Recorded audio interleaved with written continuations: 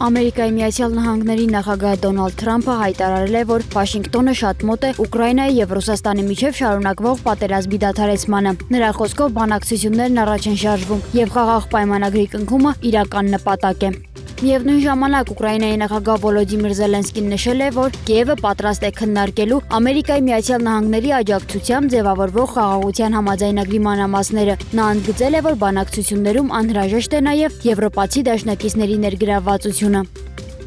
Ստամբուլում Թուրքիայի նախագահ Ռեջեփ Թայիպ Էրդողանը հայտարարել է, որ Մոսկվայի եւ Կիևի միջև ուղիղ բանակցությունները կարող են կայանալ Ստամբուլում։ Ինչպես փոխանցում են թուրքական գործակալությունները, Անկարան շարունակում է խորհրդակցությունները երկու կողմերի հետ խաղաղ գործընթացին նպաստելու նպատակով։ Թուրքիայի հաղորդակցության տնօրեն Բուրհանեթին Դուրանի խոսքով նախագահ Էրդողանը տեսակապով միացել է Ուկրաինայի հարցով կամավորների կոալիցիայի օնլայն նիստին եւ վստահեցրել, որ Թուրքիան կշարունակի դիվանագիտական ջանքերը խթանելու Ռուսաստանի եւ Ուկրաինայի միջև ուղիղ շփումները։ Ուկրաինայի նախագահի աշխատակազմի ղեկավար Անդրեյ Երմակը հայտնել է, որ խոսակցություն է ունեցել Ամերիկայի Միացյալ Նահանգների բանակի նախարար Դեն Դրիսկոլիի հետ։ Երմակի խոսքով նախագահ Դոնալդ Թրամփի հայտարարության համաձայն Կիևն այս շաբաթ սպասում է նախարարի այցին եւ պատրաստ է արագ առաջ շարժվել խաղաղություն հաստատելու համար։ Նա ընդգծել է, որ Ժնևում կայացած բանակցությունները դարձել են լավ հիմք հետագա գործընթացի համար եւ Զելենսկու թիմը լիովին հանձնառու է շարունակելու աշխատանքը նպատակ ունենալով դադարեցնել արյունահեղությունը եւ հաստատել խաղաղություն։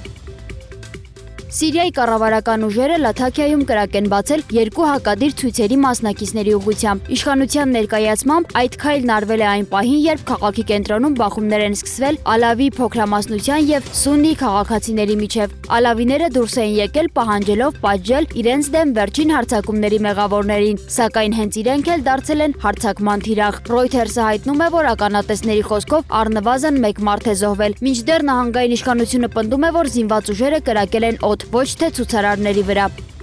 Սերբիայի հյուսիսում Նովի Սադ քաղաքում գտնվող երկրի միակ նավթամշակման գործարանը դադարեցրել է աշխատանքը։ Այս մասին հայտնում է Reuters-ը հղում անելով տեղական աղբյուրներին։ Գործարանը շահագործում է սերբական Nis էներգետիկ ընկերության կողմից, որի բաժնետոմսերի 55%-ը պատկանում է ռուսական Գազպրոմի դուստր կազմակերպություններին։ Աղբյուրի տեղեկացմամբ Ռուսաստանի էներգետիկ ոլորտի նկատմամբ Ամերիկայի Միացյալ Նահանգների սահմանած պատժամիջոցները խոչընդոտել են ընկերության բնականon գործունեությունը։ Վերջին օրերին մի շարք բանկեր դադարեցրել են Նիսի փոխանցումները, իսկ գործարանը լիովին անջատվել է նաև Խորվաթիայի տարածքով անցնող խողովակաշարից։ Սերբիայի նախագահ Ալեքսանդր Վուչիչը հաստատել է խնդիրը, սակայն հերքել է գործարանի ամբողջական կանգնեցման մասին տեղեկությունները, նշելով, որ այն շարունակում է աշխատել նվազագույն հզորությամբ։